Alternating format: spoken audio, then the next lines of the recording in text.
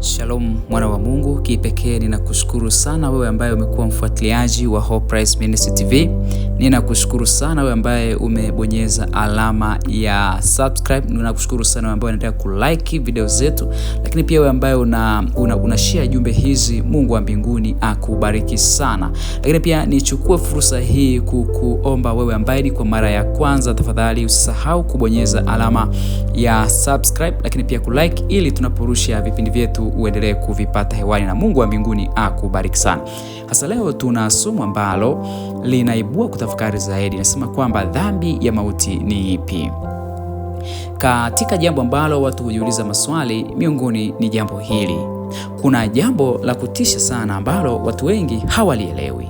Kuna dhambi ambayo si kama nyingine.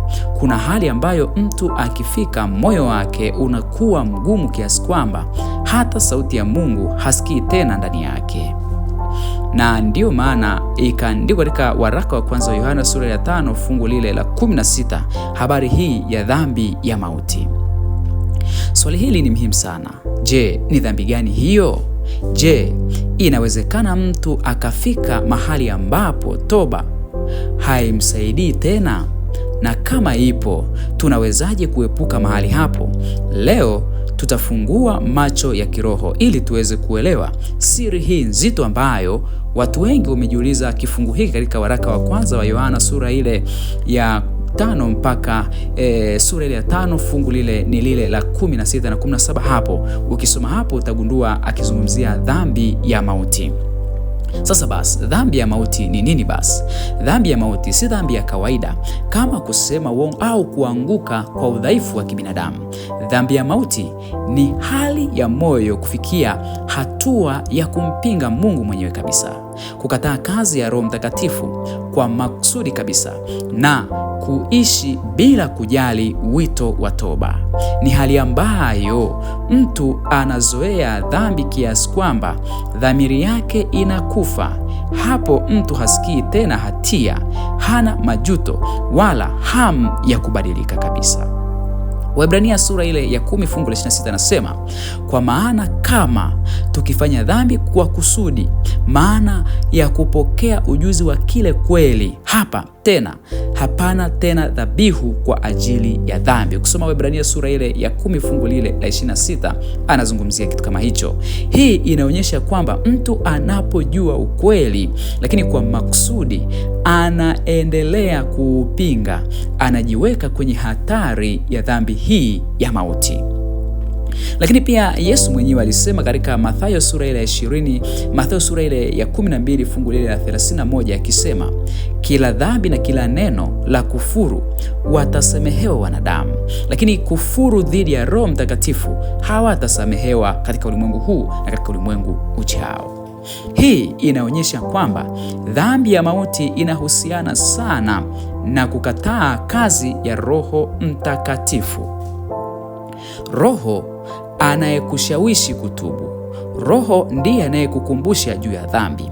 Roho ndiye anayekuelekeza juu ya hatia ya kutubu. Ukimkataa mara kwa mara, inafika mahali ananyamaza kimya ndani yako. Lakini pia Warumi sura ile ya 1 fungu la 24 anasema, kwa kuwa hawakuona vyema kumtambua Mungu, Mungu aliwaacha wafuate akili zao zisizofaa. Hapa Mungu anaelekeza. Hapa tunaona Mungu anasema kumwacha mtu aendelee na njia yake mwenyewe. Hivyo ndiyo ishara ya hatari sana. Wakati ambapo Mungu anakusudia kukuongoza kupitia Roho Mtakatifu, lakini ndani umekataa Roho Mtakatifu, anakuacha uendelee na kile ambacho unakitamani wewe mwenyewe. Tuangalie mifano ya watu wawili hapa. Kuna Yuda Iskarioti ambaye tunafahamu kabisa ya kwamba Yuda alitembea na Yesu, aliona miujiza, alisikia mafundisho, lakini alichagua kumsaliti Yesu kwa makusudi kabisa. Baada ya kufanya hivyo hakurudi kwa toba ya kweli, bali alijuta kwa huzuni ya dunia na akajiua. Elewa jambo hili. Kuna nyakati dhambi inakufanya ujute, lakini haitoshi, inahitajika toba ya kweli. Hata hivyo tunafahamu Yuda alijuta, lakini hakutubu. Hii inaonyesha moyo uliokuwa tayari umefika mahali pa hatari zaidi pa Yuda. Ukisoma katika Mathayo sura ile ya 27 fungu lile la 3 mpaka la 5. Mtu mwingine ni Farao. Huyu ni Farao wa Misri. Farao aliona nguvu za Mungu mara nyingi, lakini kila mara alifanya moyo wake kuwa mgumu. Katika kitabu cha Kutoka sura ile ya 8 fungu lile la 15. Mwisho wake Biblia inasema Mungu aliufanya moyo wake kuwa mgumu kabisa. Kwa sababu aliona kile Mungu alichokifanya, alikataa.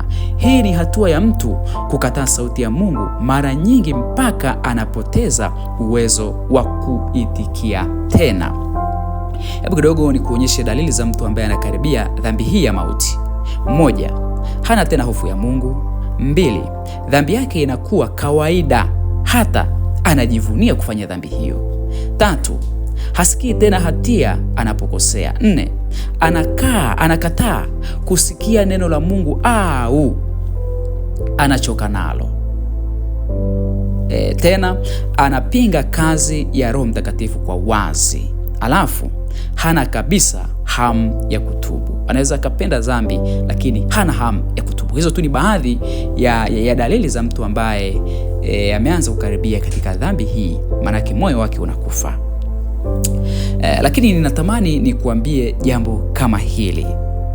Kama bado unasikia ndani yako sauti inakukemea, bado unaumia kwa dhambi, bado unatamani kubadilika, basi hujafika huko. Mungu bado yuko ndani yako, anaendelea kukushughulikia juu ya dhambi hiyo. Biblia inasema katika Isaya sura ile ya 1 fungu la 18, dhambi zenu zijapokuwa nyekundu sana, zitakuwa nyeupe kama theluji. Lakini pia Petro wa pili sura ile ya 3 fungu la 9 nasema, Bwana hapendi mtu yoyote apotee, bali wote wafikie toba. Hii inaonyesha kwamba mlango wa rehema bado uko wazi, anayenyenyekeza, na kama bado unasikia sauti ya Roho Mtakatifu, una uwezo wa kuingia katika mlango uliofunguliwa. Yesu bado anakuita hata katika siku ya leo. Wapendwa, usicheze na dhambi. Dhambi haiji ghafla kukuangamiza. Huanza kidogo kidogo mpaka moyo wako unakuwa mgumu kabisa. Usingoje ufike mahali ambapo hutajua tena. Ganzi ya kiroho inapoingia ndani ya moyo wako, wakati ambapo huwezi tena kujutia, wakati ambapo utaona dhambi ni kitu cha kawaida, utaona hujisikii hatia, hujisikii kukemewa, maana imetengeneza usugu, na yule Roho Mtakatifu amekuwa amenyamaza, maana amehuzunishwa. Leo hii kama unasikia sauti ya Mungu, fungua moyo wako, rudi kwa Yesu, tubia dhambi ambayo umeifanya, mwambie Bwana, nisaidie nifike huko.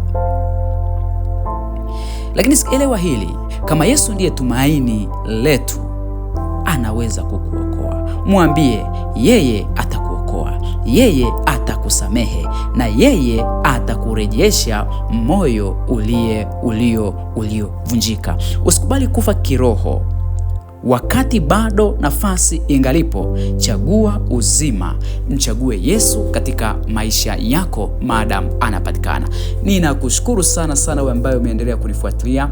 Usahau kulike video hizi, usahau kubonyeza alama ya subscribe, lakini pia na kuwasha alama ya kengele ili vipindi tunapokuwa tukivirusha uwe kwanza kupata taarifa hizi.